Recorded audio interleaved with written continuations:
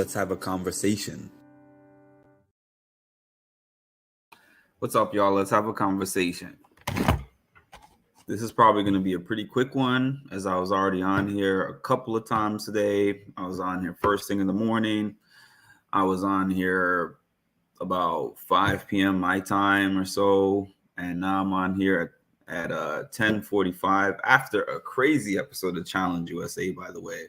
Not going to spoil it for anyone who has not watched it yet, but it was an amazing episode. The whole season has been really good. Even though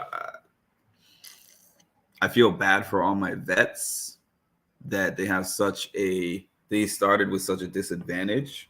But, overall, it's been like a really interesting, exciting season. But anyways, that's not what this post is about. I'm going to make my challenge post tomorrow. I'm going to make my quick Big Brother recap today. They showed us Pressure Cooker. They showed us like a little bit more of the details of Pressure Cooker, which is basically we were able to see it, but we were not able to hear all the different conversations. And they kind of showed us all the different people who let go, which was the majority of them. So Cameron is bragging, I could go for days. And he's even been saying it after the fact. I was going to go for days. The thing is, multiple people could have gone for days. The only person that I can really recall from the episode, I think Red and Mimi and maybe like one or two other people actually, and Izzy, like maybe like 3 or 4 of them actually let go because of an element or because of an accident, but the majority of them let go on purpose. And that was basically the main thing that I got. We could kind of see that from the live feeds, but it was highlighted by being able to see it in better quality on the produced show, and then also being able to hear them say it in the diary room. Like Corey, which we did hear him say in the live feeds. He's like, I wanted to go a certain amount of time, but I wasn't trying to win. America was like, I could have gone much longer. We clearly saw now that she literally lifted her hand. Cameron seemed to have the idea that Mimi let go on purpose, but based on what we saw, she did not let go on purpose. America definitely let go on purpose, though. Matt let go on purpose. I didn't realize that. But yeah, he was gaming too. Like a lot of people, that's the main thing that I got from the episode is that a lot of people let go because they did not want to be the person in power this week. And I think it's because we're getting to a point in the game where you're going to have to choose a side. And you're going to have to show your hand because there's so many people in multiple different alliances on both sides. So I think that Cameron is one person who's not really on both sides. He might have a person or two who he's kind of cool with on the Cirie side, but he's not really on the Cirie side at all.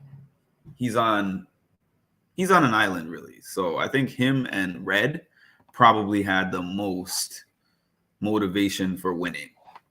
So he took that. He had no plans to release it. He had no plans. The only way that it would have gone the distance, I mean, he was willing to go the distance, basically.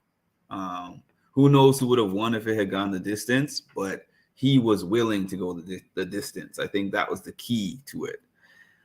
I think America could have gone much longer, but as she was saying, she was like, I don't really have a benefit of winning this. Once she secured her safety and Corey's safety. And I think that was a key.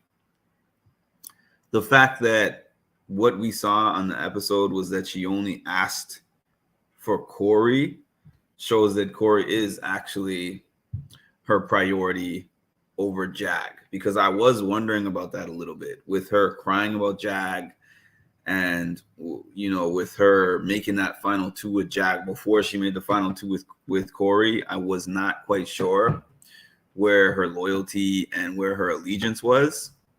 But I think that she is loyal to Corey, and I think she is trying to work this thing with Corey. Do I think that she'd be willing to throw Corey under the bus and out the door? Yes. Do I think that she actually likes the guy? Yes, also. I also think that she actually likes him. Yeah, me neither, Cameron. I mean, but I started to realize that over the past 24 hours or 48 hours. But he really does like Corey. I mean, she really does like Corey. I'm sorry. She really does seem to like Corey. And hearing what he said in the diary room kind of confirmed what I said on my live that I was on a few hours ago, where I basically said,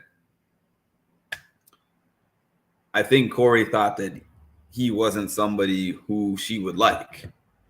And I think that's the reason why when she started flirting with him, he was just feeling like, well, she flirts with everybody. She doesn't have a genuine interest in me. And I think in the last day or two is when he's really started to feel like, wow, she's actually interested in me. And that's why we've seen him warming up. I found it interesting how she was saying to people for the last few days, yeah, I like Corey. I have a crush on Corey. He's growing on me, whatever. But she's saying, I don't think that he likes me. That was the interesting part. And then I think on the episode, I get so confused now between what I see on the episode and what I see on the feeds. But I know that at some point, either episode or feeds, she said this can go as far as you want it to go or nowhere kind of thing. Like, it could be something or it could not be something, and it's kind of up to you. I don't really think anything major was learned from the episode. Cameron won the HOH, as we know. We already know about the power of veto. We don't know who's going to use the power of veto. But right now, I think that Mimi is on that dinner. She's on the dinner with, I know she took Sari, and I know she took Felicia, and I think America, that was it, yeah. And I think the America choice was kind of like keep your friends close and keep your enemies closer type of thing. Because I don't think that she really likes America like that. But she's probably like, I don't want America running through this house, having all these different conversations while I'm out eating. So the primary people of that alliance are out of the house right now. So for once, I feel like there's not a ton of things going on in terms of game talk. Like, yes, Izzy and Red are talking, and yes, a few people are talking, but the major players who would be able to shift the decision are not in the house right now. So it's almost like a little bit of a break. It seemed like in the DR, Cam was much more interested in putting up Izzy than what we got from the feeds. Yeah, I definitely noticed that. I definitely noticed that he wants to target Izzy. And in the feeds, it was kind of, they were just showing him say, well, we'll see where it goes. I don't know who's going to go up. I'm not sure. I'm just figuring it out. I'm seeing where things lead. And he was just saying cryptic things. But in the diary, he clearly said, I want Izzy to go. So that was a key piece that we gained. Thanks for mentioning that. That was a key piece that we gained that we didn't quite get from the feeds. Like, yes, Izzy's name was brought up, but we didn't know that he was saying that Izzy was a target of his. But it seems like as of now, keep the noms the same is still the goal, but we don't know because the house changes every couple of hours.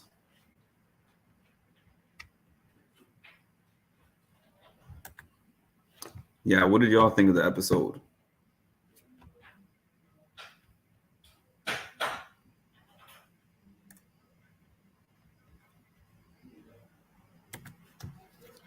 Yeah, so I think that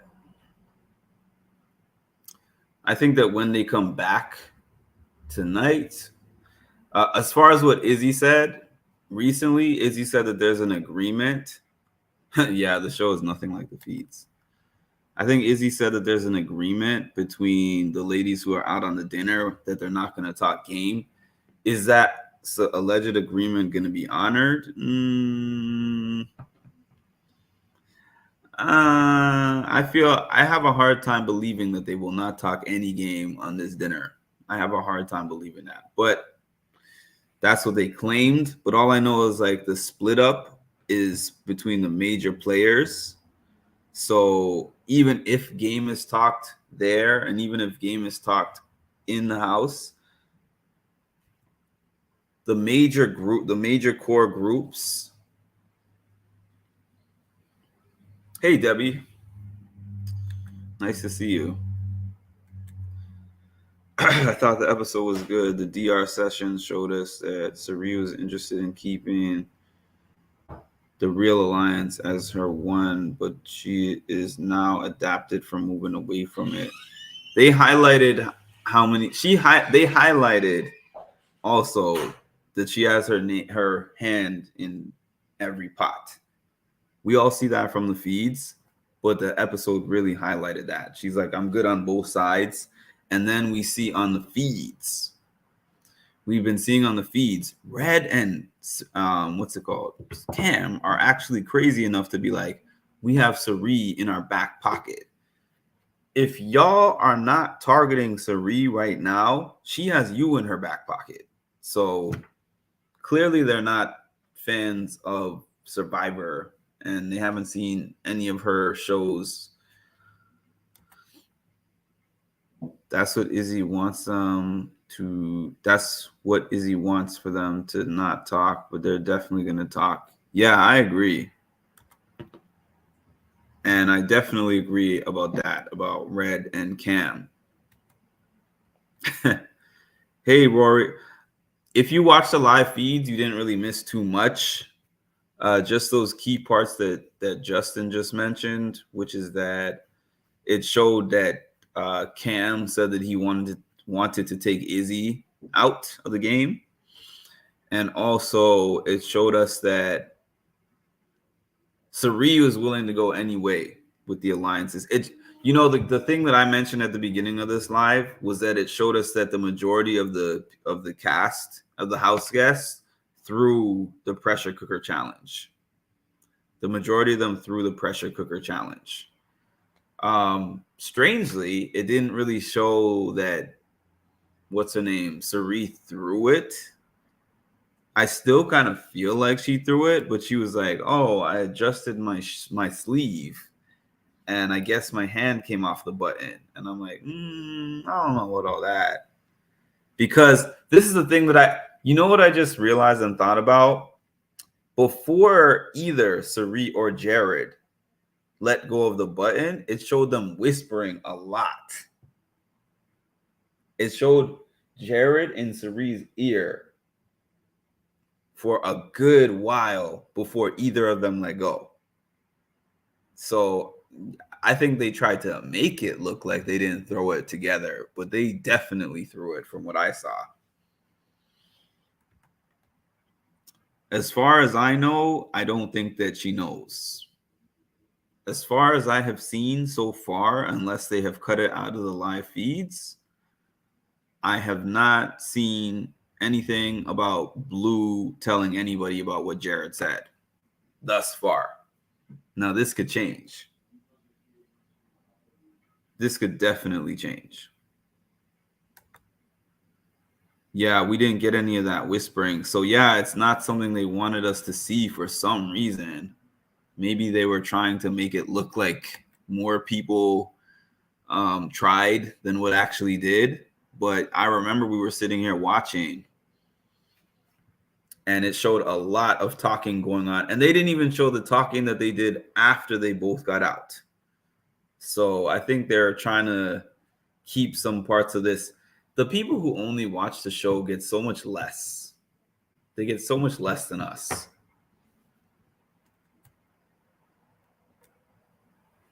I know there's only so much you can put in that hour, but they definitely do a good job of spinning it the way they want to spin it.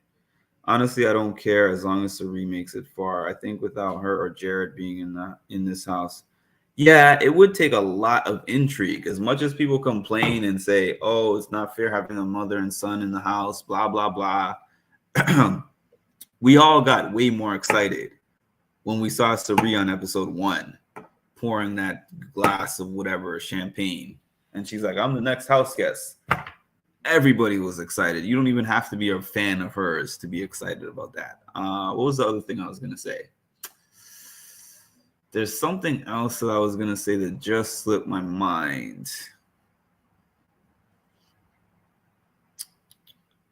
Let me think of the episode. The pressure cooker. Oh yes, now I remember. So it was Corey and America. They definitely gave Corey and America like the darling edit that showed the progression of them starting to like each other, and then Corey kind of being like, I'm the awkward kid that you wouldn't think would ever even be in a showmance, and then all of a sudden he's surprised that America likes him, and it kind of showed the insecurity that he had at the beginning, and how now he's feeling kind of good that he has America there in his corner.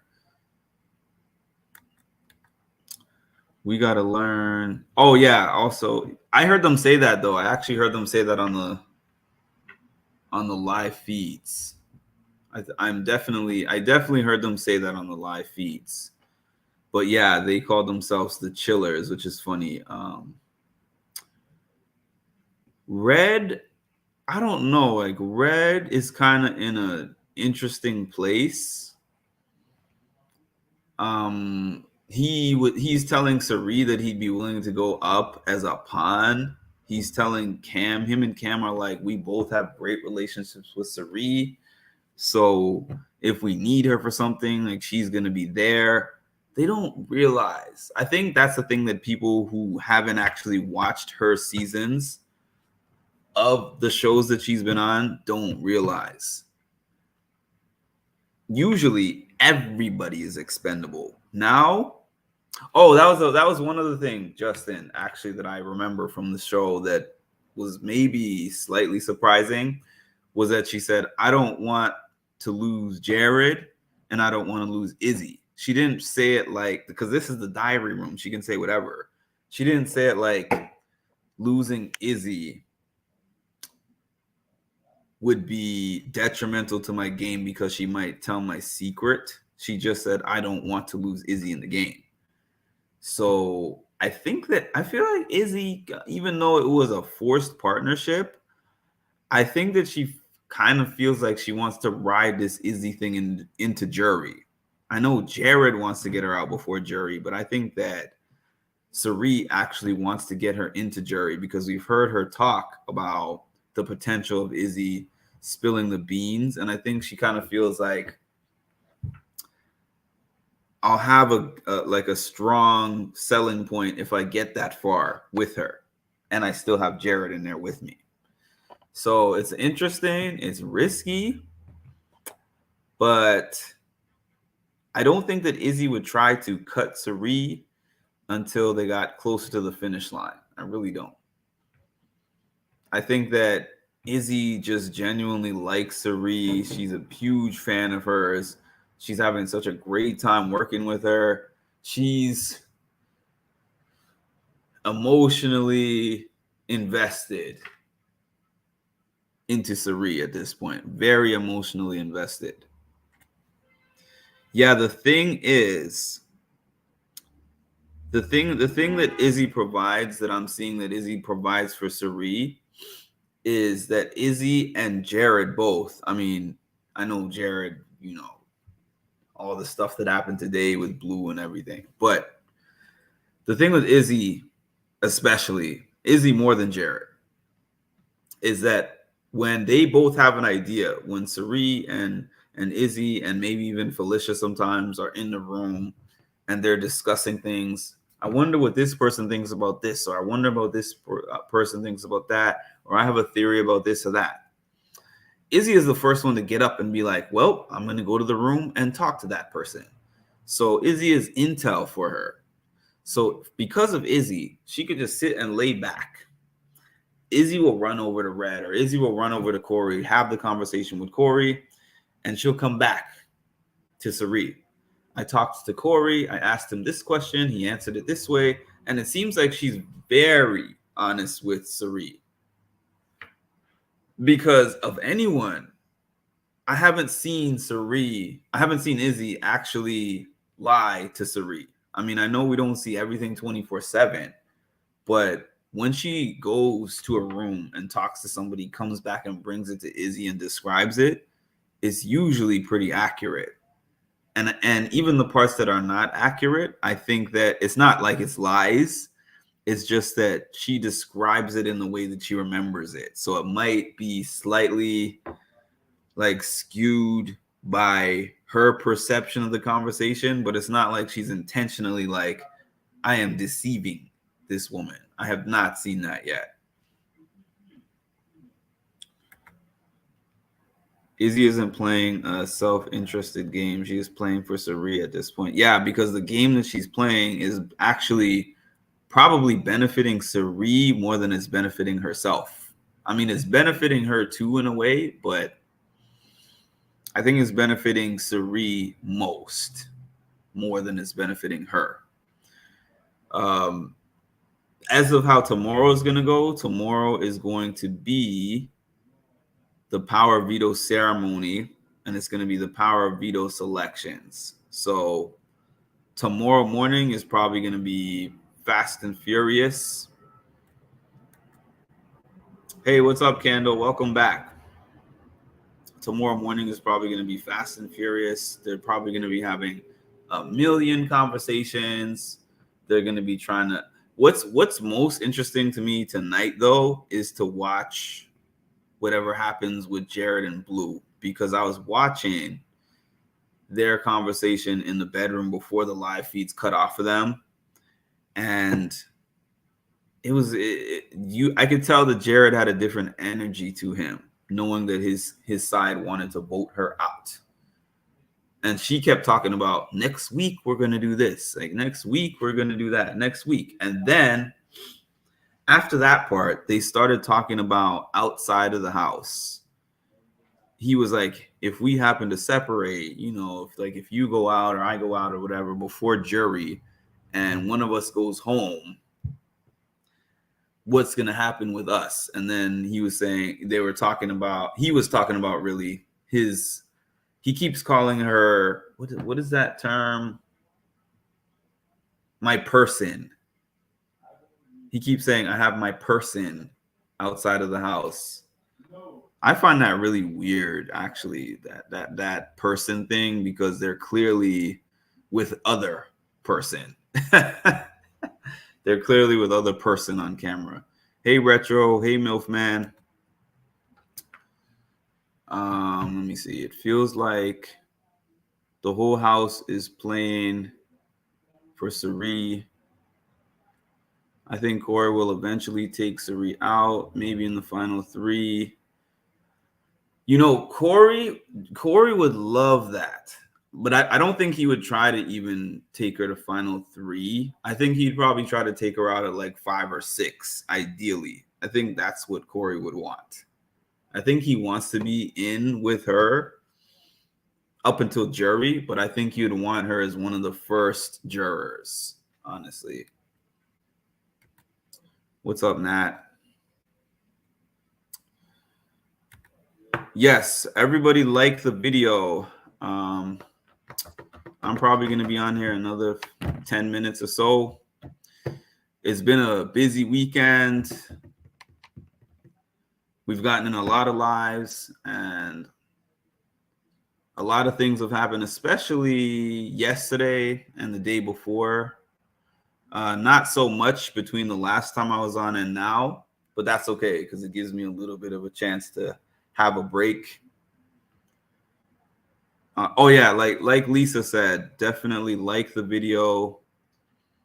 Subscribe to the channel if you have not already. I see that I got a good maybe 8 or 9 new subscribers today. So shout out to whoever you are. if you're on this live or if you're seeing the replay. Shout out to my new subscribers.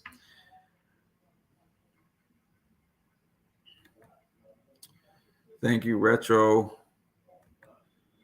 Do you think the power will be used this week or next week? Oh, the thing that I saw from the commercial, unless it was just because they recorded it last week, but the commercial actually said that thing goes into effect next week. So I don't know if that was a mistake or if it actually is not going into effect till next week, but that's what the commercial said. That next week, they were like, tune in next week to see who gets to use this power. So it seems like this week that's not in play. We previously thought that the power was going to be in play this week, and it doesn't seem like it's going to be in play this week. So whoever is going to go home is going to be going home. Now, the question about next week and the week after, I don't know. That's interesting, but things change so much that I can't even predict that far ahead. It wasn't letting me type. What's up, Jason? Have you been here before? Cirie will definitely cut Corey next week. You think so? Corey? I mean, I know she's always said that she doesn't trust Corey, but if Cameron and Red are still in the house, I don't think that Corey would be her number one target. Actually, I don't think Corey would be her number one target because I heard her, Cirie, and Felicia having like a target list. And I think they said Cameron, they want to see Cameron go first, and then they want to see Red, and then they want to see Bowie, and then they want to see Corey. So he wouldn't be the number one choice, I don't think, if she won the HOH. Where can we vote? I think that you can vote on the Paramount Plus website, if I'm not mistaken. I think you can vote on the Paramount Plus website. Came from Retro. What's up, Jason? Welcome. Cirie is looking at Corey, but he isn't number one. Exactly. Yeah. I know that he's a person that she's paying attention to, but I don't think he's first on her list. I definitely agree with y'all that are saying that Cirie is running the house. I definitely am in agreement with you guys. Because she has her hand in so many different pots, and somehow she has not been anyone's number one target. I mean, yes, we've heard Corey talk about her. We've heard Red talk about her. We've heard Cam talk about her. But for some weird reason, nobody has had her name at the tip of the tongue. Like, she has to go now. I don't know why. It doesn't make sense to me. Why would she? I don't understand how they have such a thing about Bowie for some reason. I was even just watching 2 to 3 hours ago on the feeds where Felicia came to Cirie and Izzy and was like, she's fixated on Blue and Jared.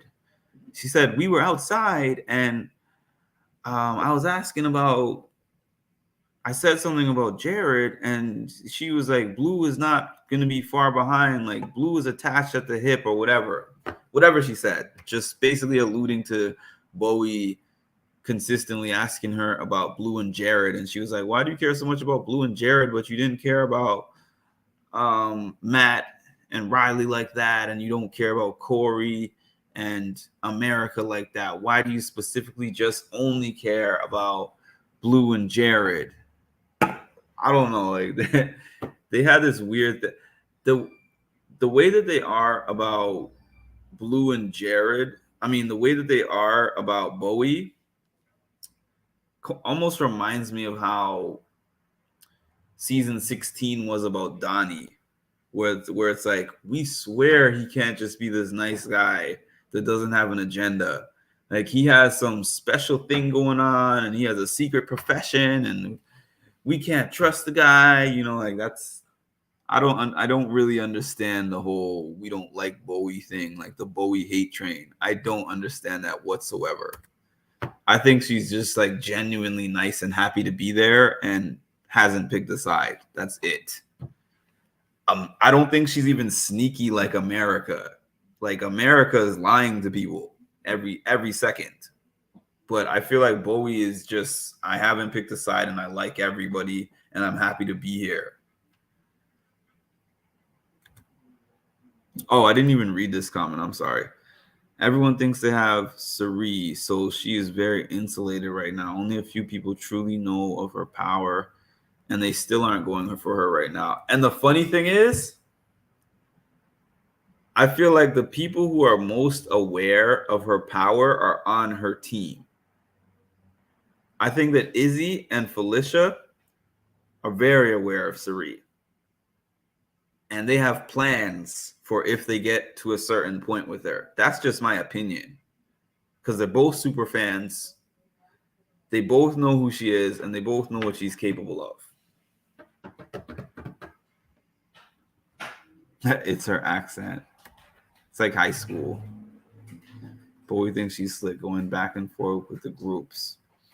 I mean, most of everybody is doing that on this show. The reason why Cerie is not a target is because she hasn't won any competition. That's another thing. She's not, I mean, not that she necessarily would have won any of the competitions, but she's definitely making sure not to try. Because then they're going to be a lot less worried about her because they're always going to say, oh, she's not winning anything. So we don't really have to worry about her having power, not knowing that she has behind the scenes power.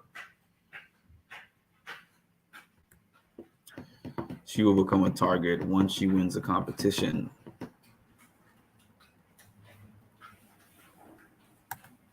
Nah, check your Instagram, please.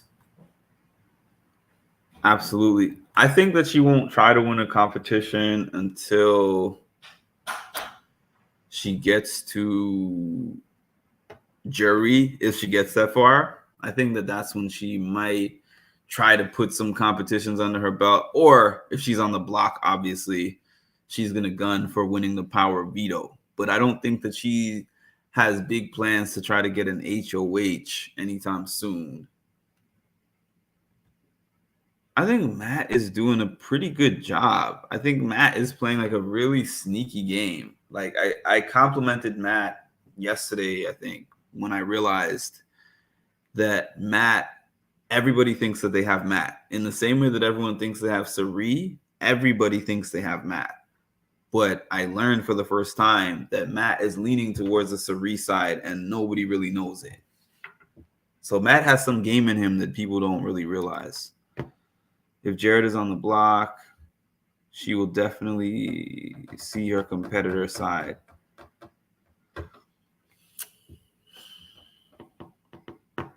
I don't even know. I mean, yeah, I mean, I guess if she had a chance to play the veto, she would try to compete. I also think that she would try really hard to talk to the people who are playing in the veto to try to convince them to get Jared, to take off Jared if they win. That's what I was trying to say. Yeah, Matt is laying low. Matt is laying low, and he's playing very low key. And I think that they're not going to really realize that until the numbers start dwindling down a little bit, because there's going to be a point in time where the votes are not going to be unanimous anymore. And as a matter of fact, I don't even know if this week's votes are going to be unanimous, because I know that Cerie's side is rallying to take out Blue, but I don't know if unanimously everybody is going to want to take out Blue. So this week could be a split week, actually. This might be one of the first split weeks. This might be the first split week, because the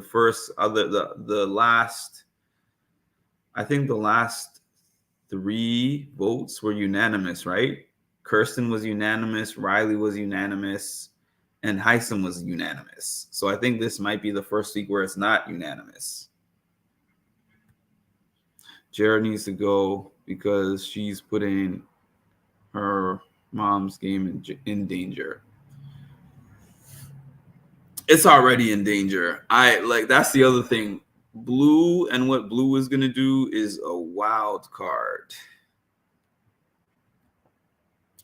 I believe she would throw it to him, but if he's a target, she would try to get it and save him. Is anyone targeting Jared?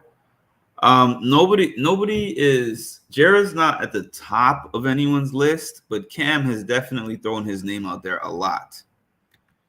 Do you watch the Traders Australia? I have not seen any of the other Traders seasons, but I'm willing to give it a look. I low-key want Jared on the block next week.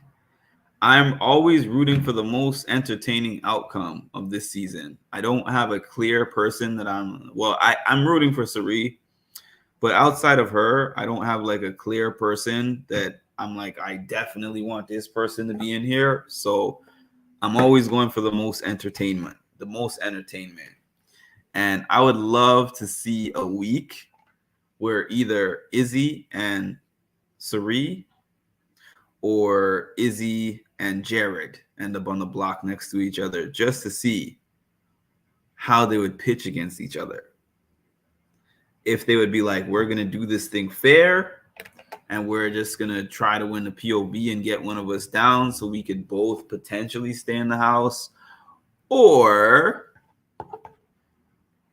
is Izzy going to be like, okay, I got the card in my back pocket.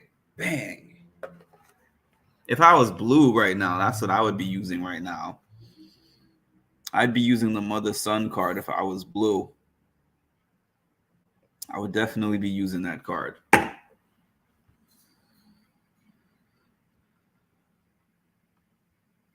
And I still think that Jared is right now the bigger liability than Izzy. Which, again, I'm surprised to say, but I really think that. That'll be a heck of a week, and I'll be here for the entertainment. Me too.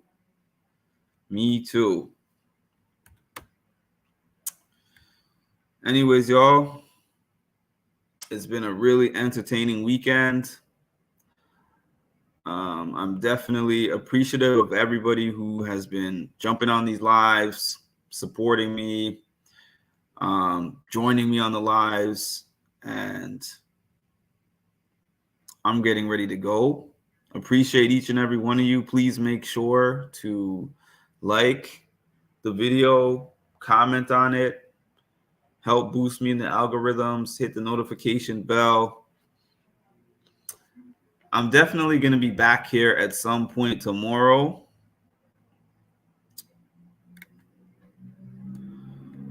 Unfortunately, on this channel, I'm not monetized, so there's no super chat option, but you can see scrolling on the bottom of the screen if you want to support me in any other way. My Cash App is there, and my PayPal is there. Actually, if you want to support me via YouTube, you can also go on my other page, Music and Mental Health, and throw me a super thanks over there on any one of my videos. There's a super thanks option. But if not, the stuff that's scrolling on the bottom of my screen, that's the way you can support me on this channel. Building it from the ground up. I think I need 500 subscribers. I think that I've reached the number of views and watch hours that you need. I just need the subscribers. I think I have 282 as of now. And I think now, instead of 1,000 like what you needed last year, you only need 500 subscribers, if I'm not mistaken. 284 right now. So I need like 216. Thank you. Appreciate that. And what was I going to say? Oh, tomorrow after the POV, I'm definitely going to be on here to talk about, the POV selection, if there is one, or if there's not one, the aftermath of that. And I low-key like the old channel name. Well, the old channel still exists. It just, I'm not using it as much during the Big Brother season. I'm going to be using it during the off season, because the off season is way longer than the on season. The on season is only from August until November, and then from like whenever it ends in November up until, I don't know, June or July, whenever it starts again. There is going to be no Big Brother, so I'm going to be on there a lot more. But appreciate everybody again for hopping on here. I'll be on here tomorrow whenever the veto thing is done. A reminder that Tuesday, I'm not going to be on here at all. I am going to be dropping a video. Oh, I am going to be on here. I'm just not going to be talking about Big Brother, because Tuesday would have been my dad's birthday. So I'm going to be doing something. I'm going to be on here like 30 minutes before I drop my video of my interview with Sam from The Circle. And then that video is going to drop at noon. And I hope all of you, even if you don't watch The Circle, I hope that all of you hop on to watch the interview to support me. It's something that I'm doing to commemorate my dad, because I know it's going to be a tough day, but I want to do something that makes me a little bit happy that day. And that interview made me really happy.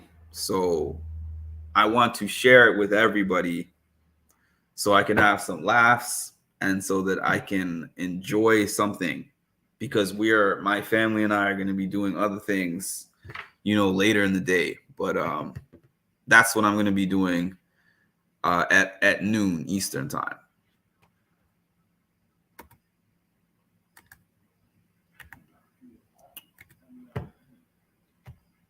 Thanks for stopping in, Lisa. Good night. Appreciate that, Candle. And take care, everybody. Have a good night.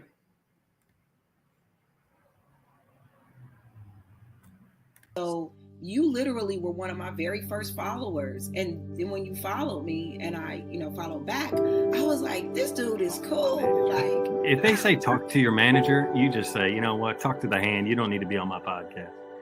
But yeah, dude. Yeah, you do a great job. Thank you. I always get a kick out of talking with you on Patreon. You have a really good,